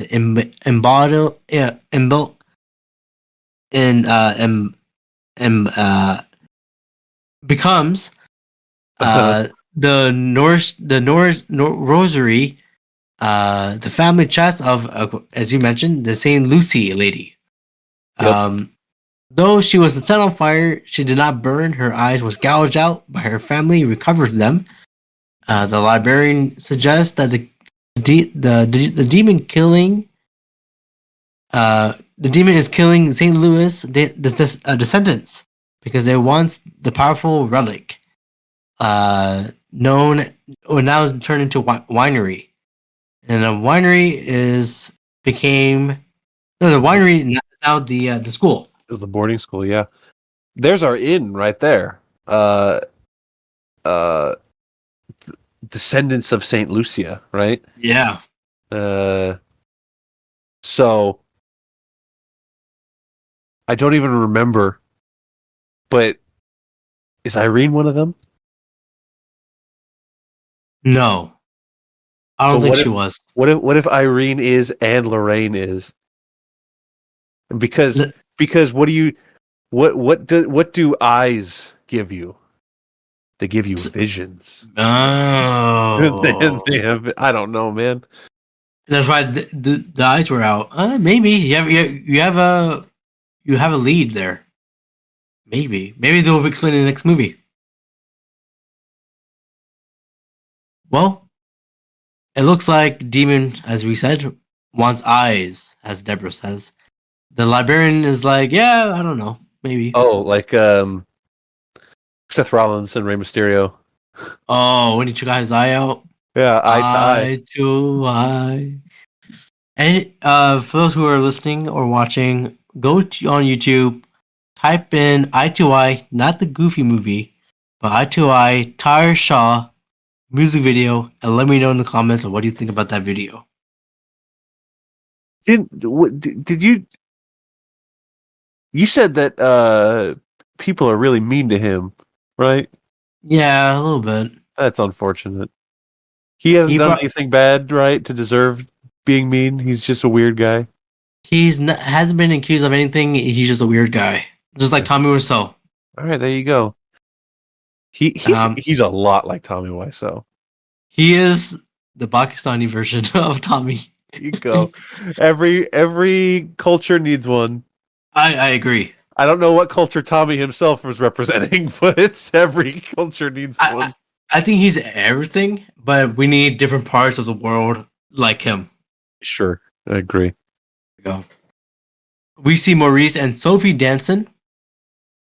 Kate joins them dancing. Man, this is a happy family, don't you think? It should be. Well, Irene and Deborah are rushing to get to Maurice. As Kate and Maurice are slow dancing, Maurice fell down. He's not feeling well. There's an upside down cross seen behind his neck. Oh, come on. We see Sophie coming closer to him. The painting behind her changed from a man to a nun real quick with the camera pan, with the pan of the camera. I actually didn't notice that. First time watching, now I'm watching it, I'm like, that's pretty good. Because I thought the nun painting was always there, but then again, that wouldn't make sense. Right. Maurice looked at the painting and said, "Oh shit!" The nun from the painting popped out with her face, just like a shark. She does that a lot. Yeah. She really likes to do that. They're escaping and encountered Irene and Deborah. Woohoo! Oh no, hold on. The screen recording stopped. Oh no, not the screen recording. Actually, you know what? That's fine. I'm gonna keep going here. Oh no. This is the first time. All right. They're escaping. Okay, it's escaping. Yeah. So we have a reunion with Irene and Frenchie. Yeah. Irene looks terrified. Yes. Irene is like, get your ass away from them. You are a demon, son. She should have just started doing her nun kung fu like immediately and started like spitting holy water at him and stuff. Might as well. She knows kung fu, right? No, that's Neo from the Matrix. Oh, sorry. Excuse me. That's another 40 years in the future. Yeah, she was like, it's inside of you, son. Frenchie is upset and his finger starts to crack. And everything else starts to crack. He's like Vincent from Men in Black, the cockroach guy. Yes. Yeah. D'Onofrio. He's dressed just like him. Oh, that's crazy. In the first one, he becomes Brendan Fraser from The Mummy. And now he's Vincent D'Onofrio from Men in Black 1. There we go. He should have talked like him, too. Sugar and water. More sugar. Water. More sugar. Well, it's Kingpin now. Very good Kingpin, because he is possessed. No, not Kingpin. Maurice. He might be.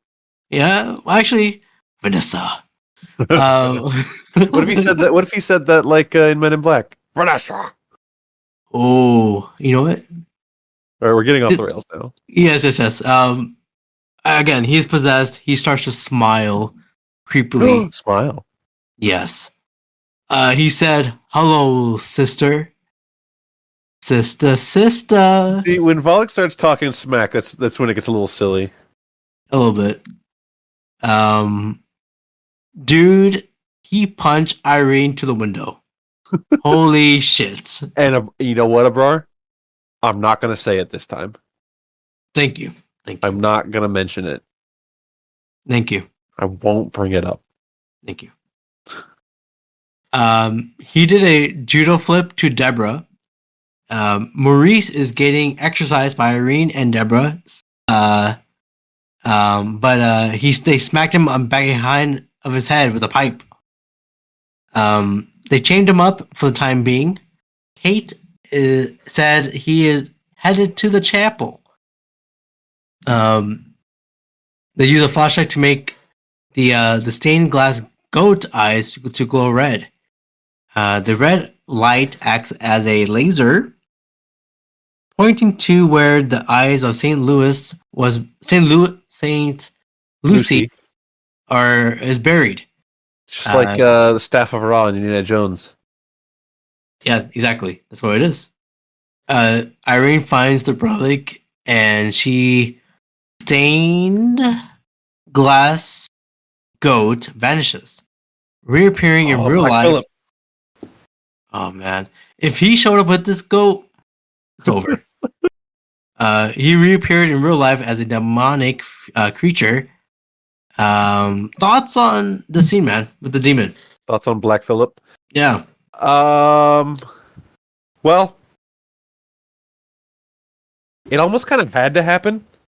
Because, you know, one of Volek's main things is how she takes the form of other things and uses that to terrorize you and stuff. There really wasn't any other opportunity for her to do that in this movie. Yeah. Yet. And then the goat on the window was set up earlier, so Yeah, I'm glad that it paid off in this way. As for the goat thing itself, the Black Phillip himself, Yeah. it's okay. It's terrifying. Especially when he encountered the bully girls. Um, when they're all in the same room with Deborah, and they're getting yeeted in the room. Yeah, again, I won't say it. Okay, thank you. I won't mention it. I won't bring it up.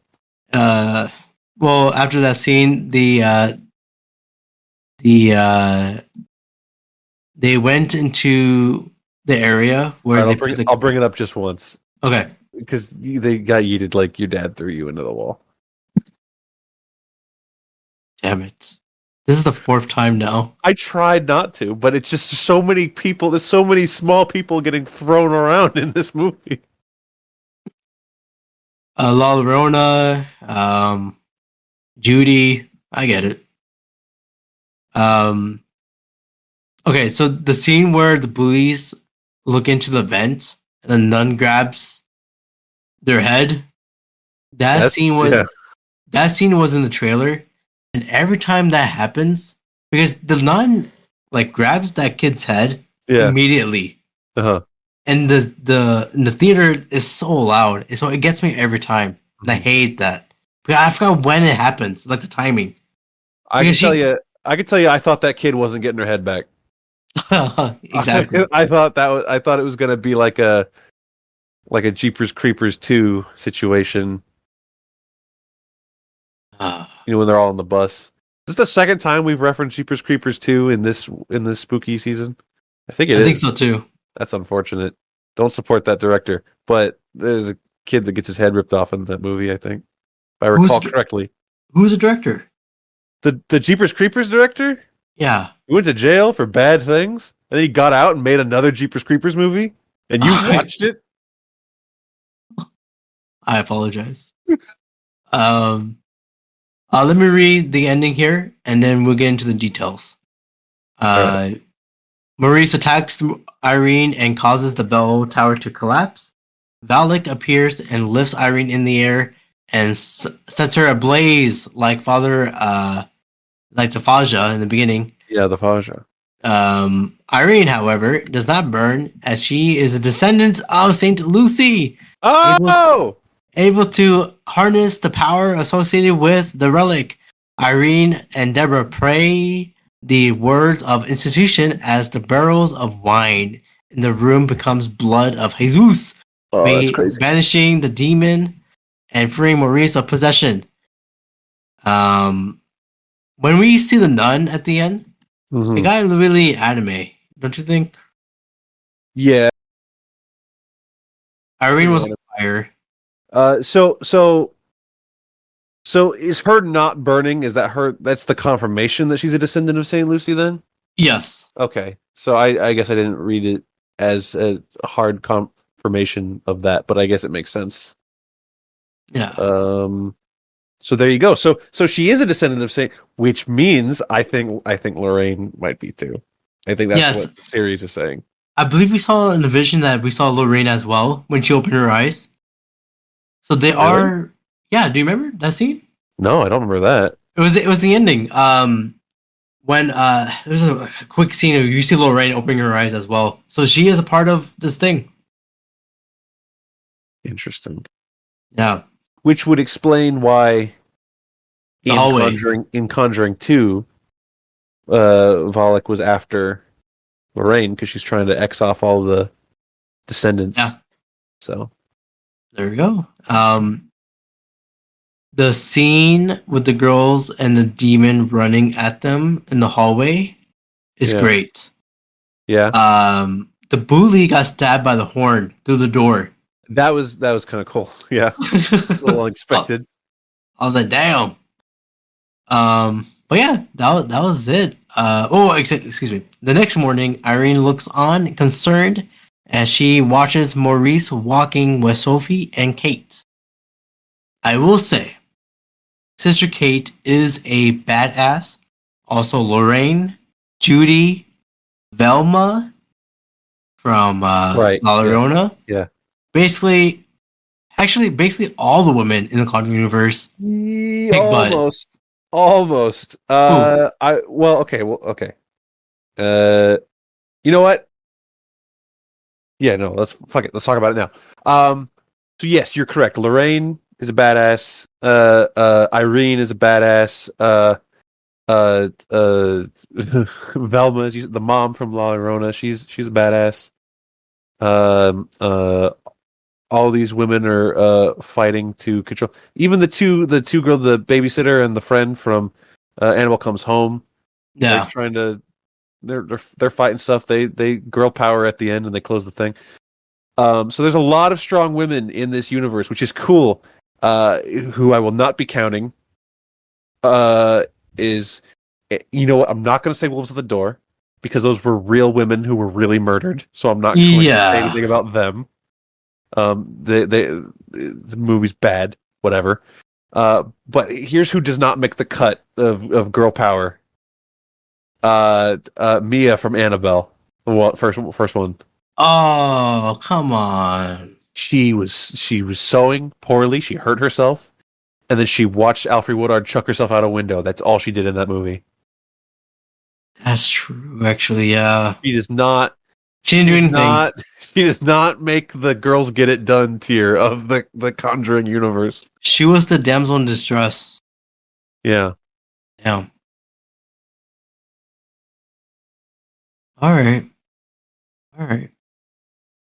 Well, let me get into the interesting facts before we get to our. I don't want to forget the. It's hard because I don't remember her name, and I don't want to call her the nun, but the nun from Annabelle Creations. She's also a badass girl.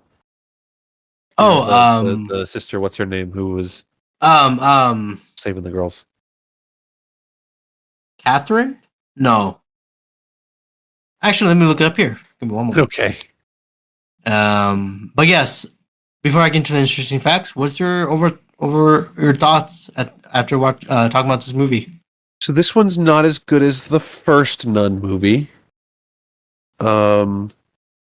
I gave it 2.5 stars because I think. So I called this movie a slasher movie, which isn't necessarily a bad thing because there's a lot of slasher movies that I like. I'm a fan of slasher movies. Mm-hmm.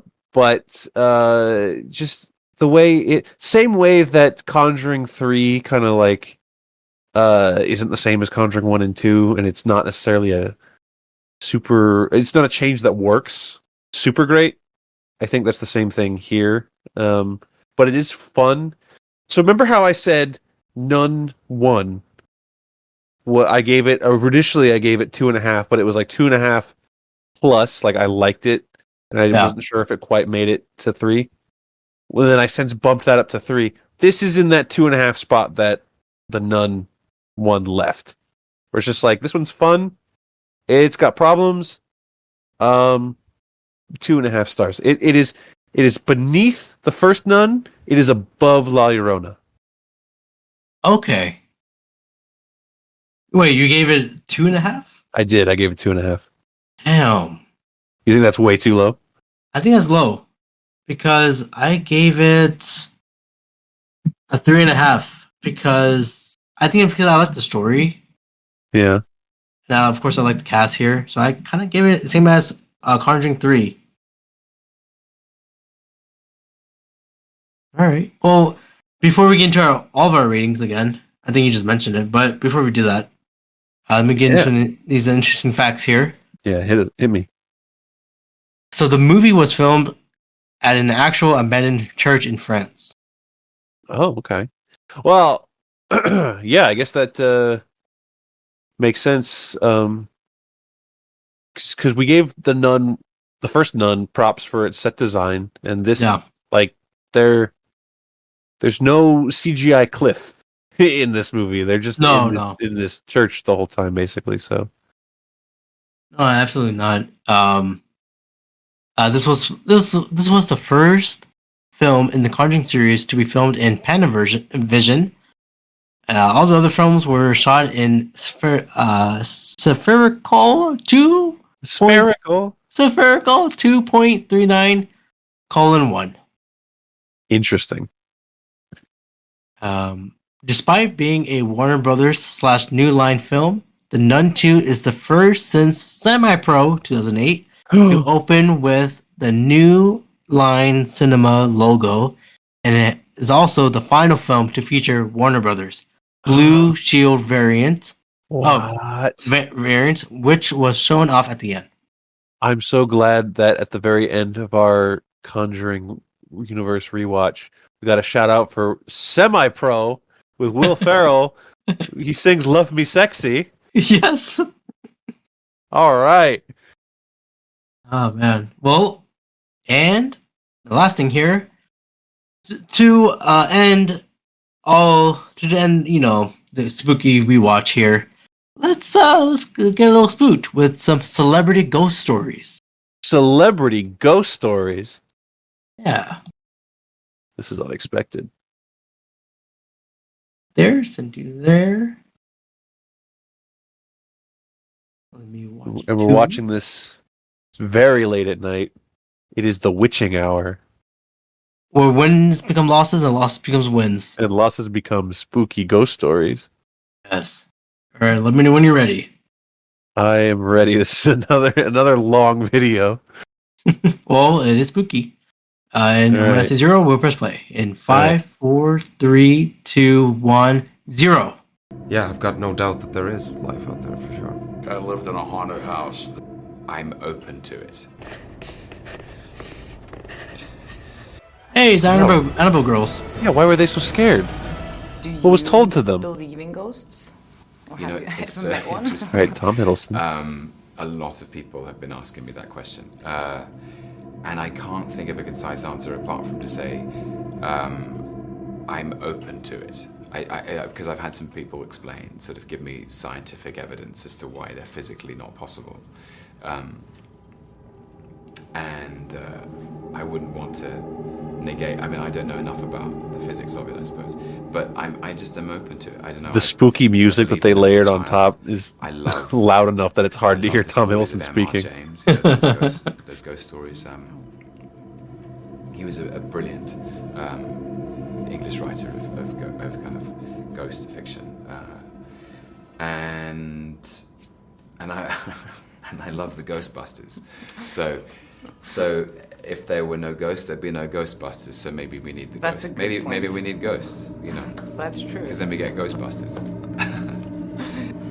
So what is your relationship to supernatural things? Do you believe? Oh, You know, we shot this movie in New Orleans, in my first house in New Orleans. Yeah, And good. I don't believe in this stuff, but I think I lived in a haunted house. There was just too many I don't believe in it. My house was haunted, though. things that went on in this place. Plus, it just emanated, and pardon the word from the 60s, it emanated bad vibes. It was kind of a depressing place. It was an old plantation. And there was a lot of unexplained noises, presences, people saw things, things moved. Yeah, it was just weird. So I Cloverfield can never Lane is a good rule movie. anything out. I've had two Guillermo del Toro. encounters with ghosts in my life. Of course, And they were I'm not real. shocked that I'm he not believes in I'm ghosts. not a believer, like crazy believer. I am a skeptic. But these two things were real. I heard ghosts. What happened? Can I ask? I heard a murder in a room in a hotel okay. in New Zealand. It was a haunted hotel, and I often, when I travel, I stay in haunted hotels. I like that. But in New Zealand, I asked specifically for that room, and I heard a murder in the middle of the room with nobody there. Whoa. That is scary. It was very scary, but I was watching The Wire on DVD. I was not like in a seance with candles. I love was him watching so much. Stringer Bell, and all of a sudden I hear this murder in the middle of the night, and we were the only people in the hotel. It was closed, and only 8 people in the entire hotel. So it was not somebody making a joke or in the next room. I know people who see dead people. You do? You know I Haley do. Joel. Oh, there she is. Yeah, that is Sister Charlotte. There you go. I'm sort of, Oh, I Mary guess, Elizabeth a Winstead. skeptical, open mind, if that makes any sense. I Married definitely to think Ewan that McGregor. a lot of things are possible, but I'm not one to jump into believing anything right away. I like to hold back Final Destination 3. a little bit on Oh it. yes. Did you have any experience with supernatural things? Or do you I've never experienced David F. anything Sandberg. supernatural, so There he that's, is. you know, I'm not a believer in it since I haven't experienced it myself. But so yeah, I'm waiting for the day when I do experience it, and maybe I'll become a believer. Yeah. So do you like kind of supernatural, or do you believe in supernatural things? I do. crazy I haven't movie. had any notable experiences, but I'm very open. if This any is ghosts to oh contact gosh, me. what's her name? Put it From up. Yeah, Speak it's like, No Evil. if you want to touch me, do. Her, yeah. Also from Terminator Genesis. Terminator and she was in Blade Runner 2049. Yes. This is Jamie Lannister. Helt tilbage fra jeg var lille. Altså det sjove er, jeg tror Speaking jo ikke Norwegian? selv. Altså, Yeah, I min guess. hjerne tror ikke på spøgelser. Well, sorry for those who don't speak Norwegian. Men ens mave... I don't know about Norwegian, but he is speaking. Eller en skov, Where's he from? så bliver man jo fuldstændig... Altså der er jo det der One of those. sjette sans, skal det One of være. those Så du er countries. lidt mørkredd? Jeg er sgu lidt mørkere. Er du ikke også? Kan du Jeg er film- vældig Har du det mørkred. film med at gå ind i en skov, hvis det er mørkt? Nej, vel? Jo, nej, jeg var vældig redd. I tend to believe God. Ridley Scott. Superior beings, personally. I don't think there's a big guy up there with a big beard doing that. I think, are there superior beings up there? Millions of them. Millions of them. Do you want to believe that there's life out there in space? Me personally? Yeah. I don't necessarily question it, to be honest. Michael I think it's- Fassbender. I mean, for me, it makes. Yeah, I've got no doubt that there is life out there for sure. So being a part of movies like this, it doesn't make you think more about it? It doesn't actually, but now that you brought it up, it does make me think. But when we're shooting, no, I don't really think about it. Funnily enough, I should do. But yeah, I just think it's such a vast expanse out there that it would be weird if we were the only ones there. It would make us even more arrogant than we already are, I suppose. How did the music segue from like ooh spooky to now this like Lord of the Rings, the orcs are marching music? I have no idea. Entities that could have life on in this form, or way in advance of us, or way behind us. It's an interesting thought. She's like, okay. Yeah, Hawkins says hopefully they don't visit us first. Because if they do, they're going to be way in advance of us. And if they're way in advance of us, that's scary. Let's hope we don't live when that happens. Do you believe there's anything after death? Because if there's ghosts, there must be something after death too, kind of. I don't know. Oh, now it's spooky How again. much as we just get this one shot, you know? At least that's the only one I'm conscious of. So that's I don't know where that comes from apart from just a gut feeling. I think that's it. The lights go out, they go out, and you go back into the ground and. That's sad. Yeah. So but it also it's a nice feeling in a way. It's comforting because it makes you try and live your life to the fullest, I think. So if I was possessed now, what would your reaction be? Do you want to see our scared faces? Yes, exactly. I want to see their scared faces. No, stop.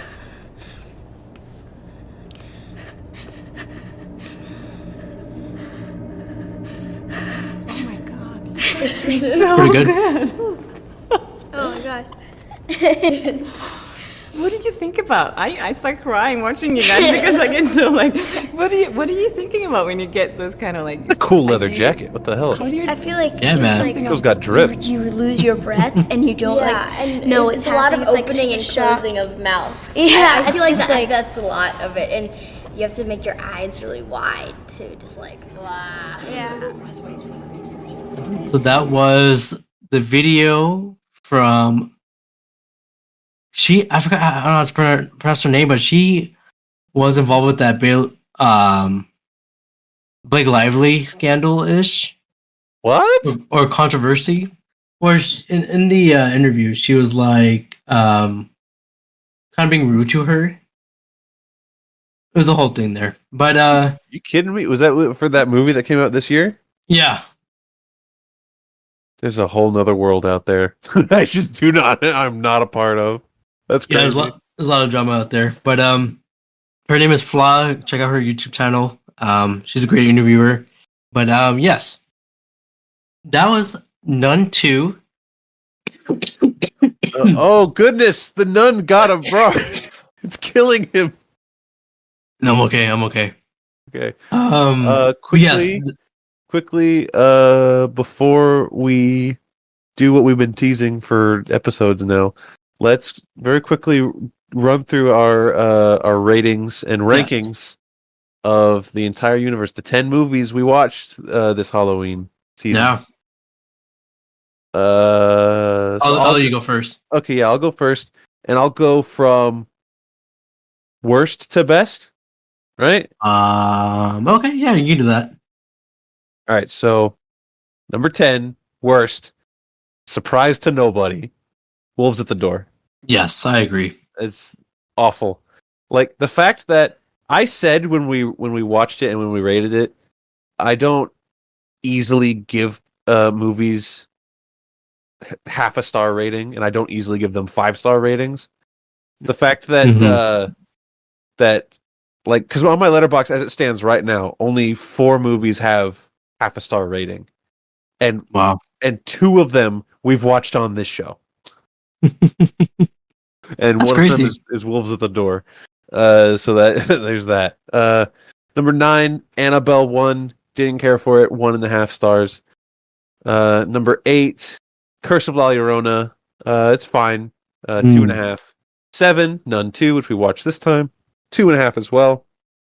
Just liked it a little bit better. Number 6 is The Nun, 3 stars. And then our top 5 is The Conjuring, The Devil Made Me Do It at 3 stars. Number 4, Annabelle Comes Home, 3.5. 3, first Conjuring movie is 4 stars. Number 2 is Annabelle Creation, 4 stars. And my favorite movie of this whole series is The Conjuring 2, 4 stars. Okay, that's not a bad list. I like the list you have there. The order, at least. You may not agree with the star ratings necessarily, for them, but the order is just about right. Yeah, I have not ordered them, but I do have the ratings of them. But Yeah. I do go from low to high. Hit me. Wolves at the Door, half a star. Uh-huh. Ew. The next one is Annabelle, the first one, 2.5 one. And the next one is The Nun, the original Nun, as a 3 stars. The next one is The Nun 2, 3.5. And then The Conjuring 3, The Devil Made Me Do It, 3.5. And then The Curse of La Llorona is 3.5. So I have a lot of 3.5s. 1, 2, 3. After 3.5 is a 4. Is Annabelle Comes Home was a 4. And the next one is Conjuring 2 as a 4.5. Then the next ones are Annabelle Creation 5 and the original Conjuring a 5. There you go. So would you say Conjuring 1 is still the best one, or would that be Animal Creation?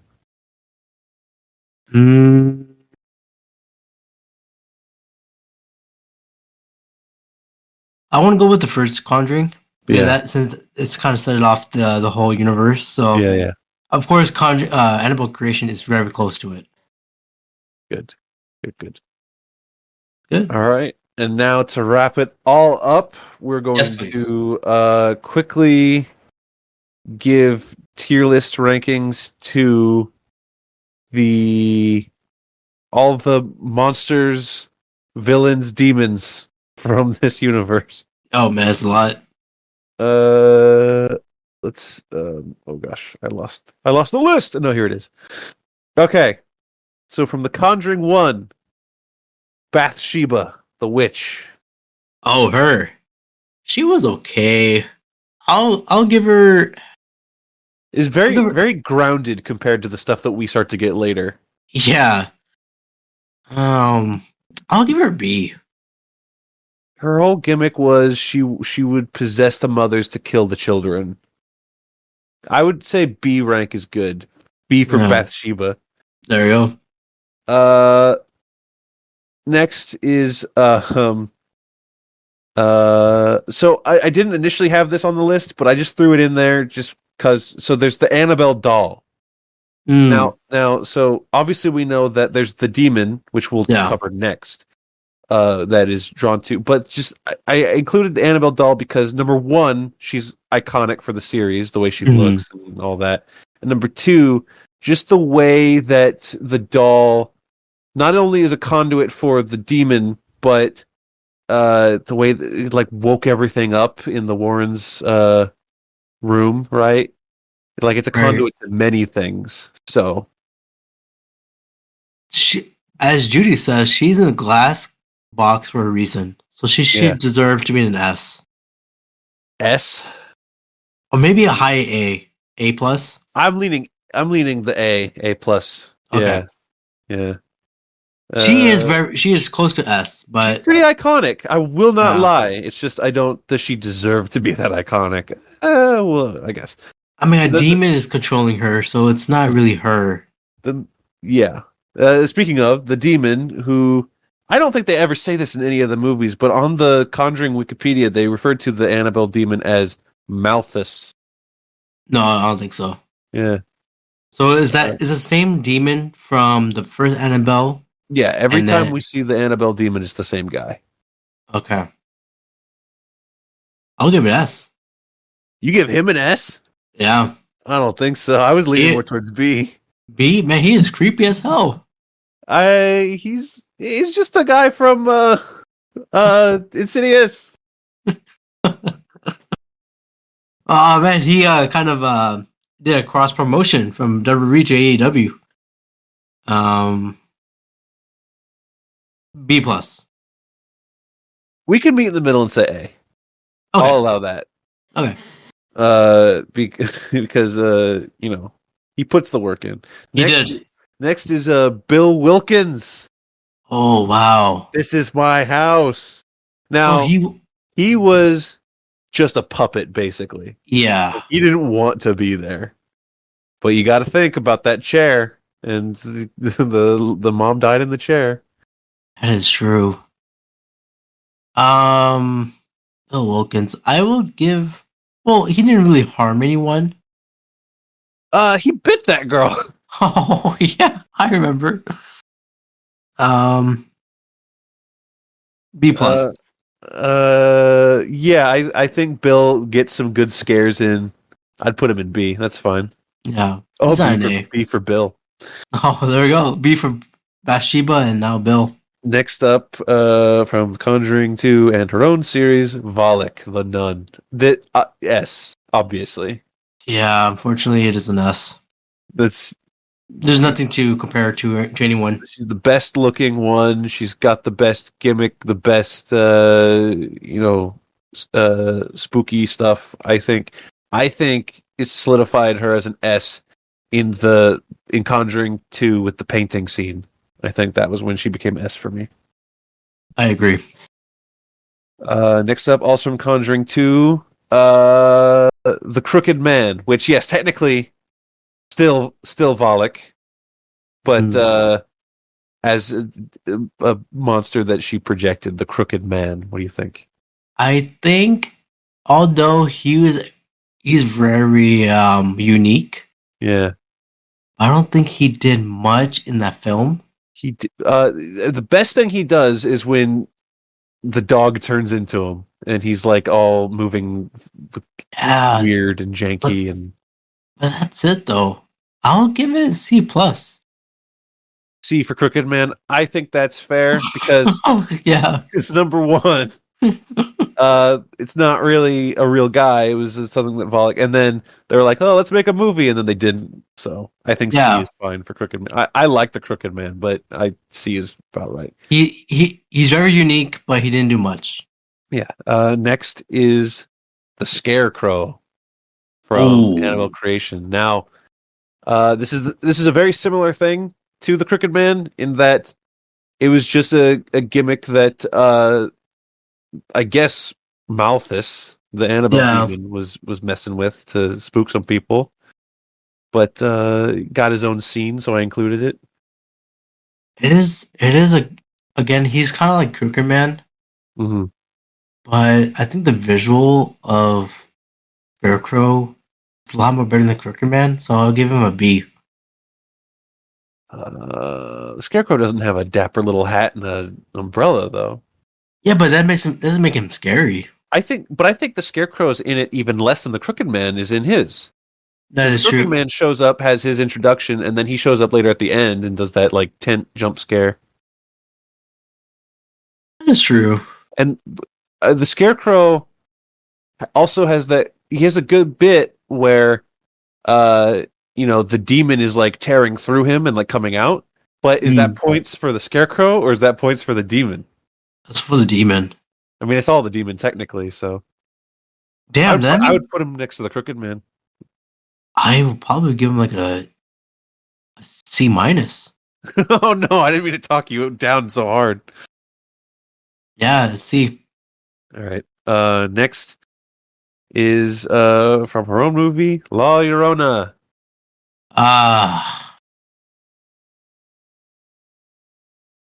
Damn. I mean, there's multiple things to think about here. We already kind of tore into La Llorona when we were talking about that movie because she's a less cool Valak, kind of. Yeah. Her backstory and her like origin in actual folklore is the most interesting part. It is.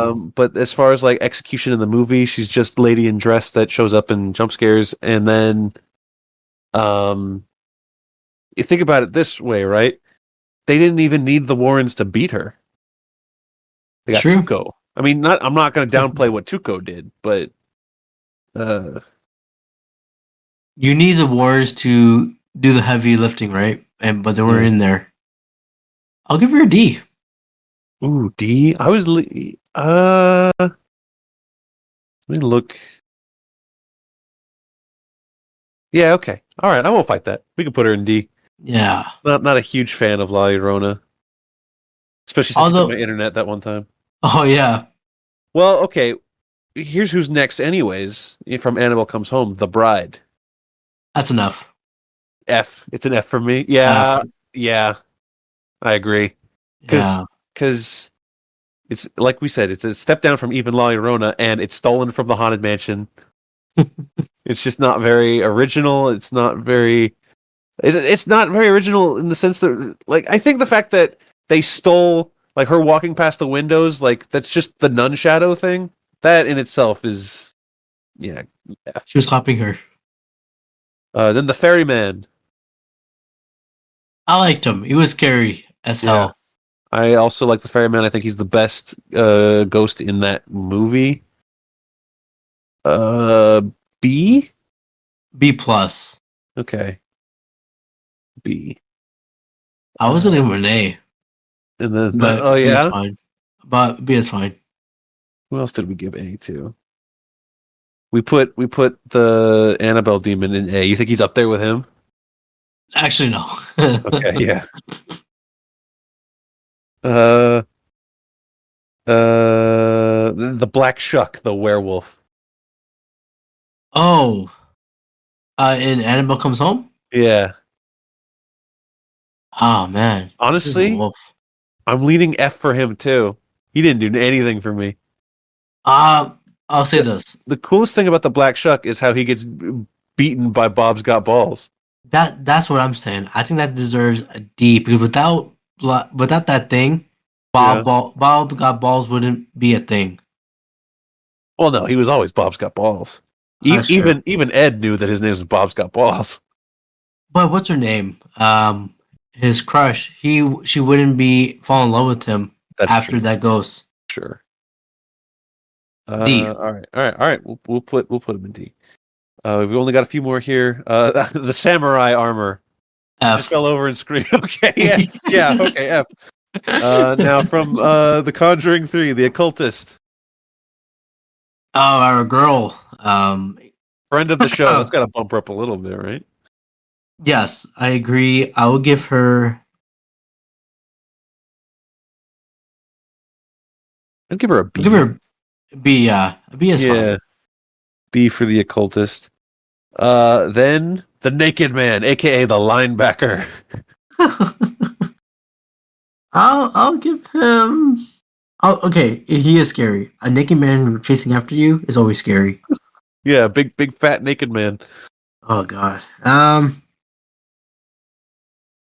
A. No way. No because way. you can see that in nightmares. You can get those nightmares.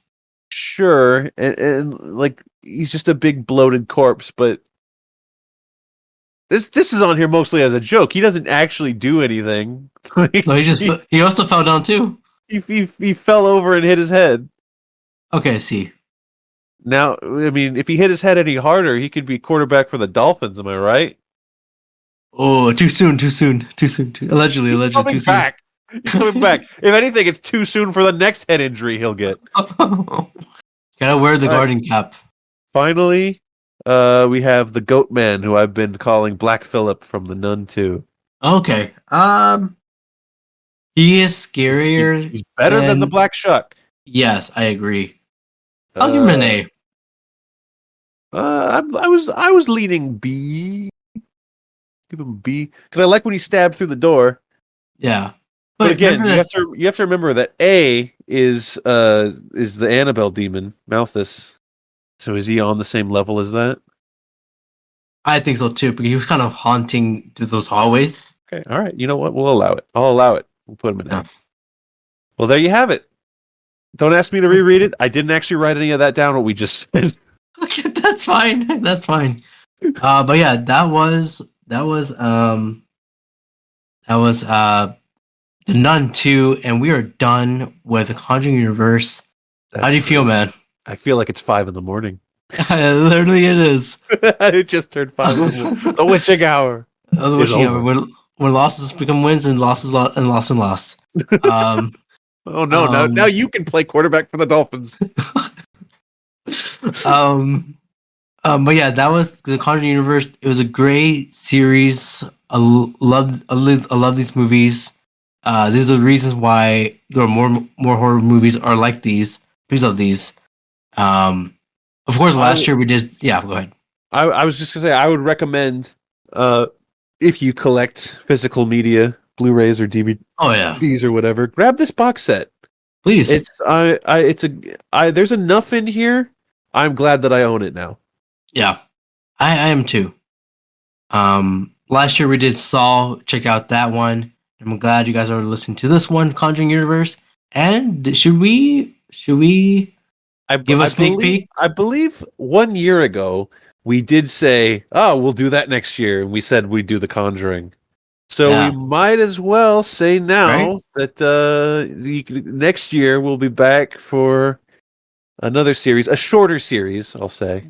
Half the length of this. Yes, after Saw 11 movies, and this one's 10 movies, it's time to give us a little break because there's a lot of movies. Well, I mean, technically there's a year break. Oh, that's all. Actually, that's what we need. But it'll open up for next October more opportunities to do other things instead of just have to do 2 episodes a week of horror movies. Yes. So last year we did gore horror. This year we did demon, supernatural, demon, ghost. Now we're going back into gore and horror. We are going to rewatch for next year's 2025 Final Destination. Wow, Final Destination. There are some really bad movies in that series.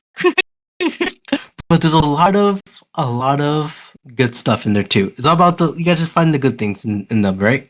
For sure, absolutely. All right. Well, till then, Skyler, where can they find you, man?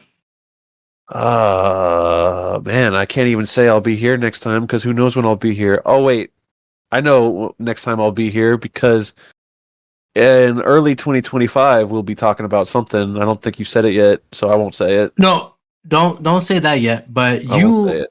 We of course, as last year we did a holiday rewatch. Oh yeah, Christmas time. And of course we're doing another a holiday rewatch during the month of December. So check out for that for Skyler. And we're also gonna do a certain movie that you've been wanting to do for a while. Yes. I'm not sure if we're going to do a live action rewatch or just talk about it normally. We'll figure it out. But I'll say honestly, that'll probably be the next thing that I'm on. Okay, yeah, actually, yeah. And that is Johnny Tsunami. That's all I can say. Oh god. What do you mean? That's all you can say? That's it. Oh, that's true. Or maybe Johnny Capahala back on board. I don't know. We'll see. Trying to get me to watch both, for the love of God. Well, of course, you can follow this podcast on Spotify, YouTube, TikTok, Instagram, all those platforms as well. 5 in the morning. It's 5 in the morning. Follow me at 5 a.m. at Brown Boy Wonder Podcast. Till then, follow him at 5 a.m. down the street outside his house. Just stand outside and watch and point.